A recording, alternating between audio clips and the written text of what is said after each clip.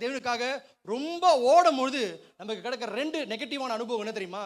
முதலாவது குறை சொல்லுவோம், ரெண்டாவது மற்றவர்களோடு கூட நம்ம ஒப்பிடுவோம். இது ரெண்டுமே இந்த காரியத்தில் நீங்க பார்க்கலாம். பார்த்தால் ஆண்டவருக்காக பிஸியா இருக்கிறா. அவ பிஸியா இருக்கும் போது அவருக்கு கண்பட்ட, அவருடைய கண்ணில் பட்ட முதலாவது ஆள் யார் தெரியுமா? மரியாள். மரியாளை பாருங்க ஆண்டவரே, உங்களுக்காக நான் இவ்வளோ செய்கிறேன், மரியாள் பேசாம உட்காந்துருக்க ஆண்டவரே.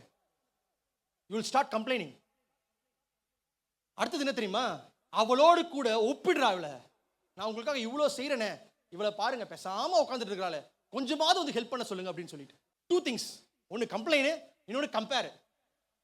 பிஸியா இருந்தா இதான் பிரச்சனையே. தேவனுக்கிட்ட நீங்க நெருங்க நெருங்க நெருங்க குறையாய் காணுகிற எல்லாமே நிறைவாய் உங்க கண்ணுகளுக்கு தெரியும். இதற்கு மாறாய் தேவனிடத்துல விட்டு நீங்க விலக விலக விலக ஆண்டவர் தெரிய மாட்டாரு, சுத்தில இருக்கிற குறைகள் மாத்திரம் தான் தெரியும்.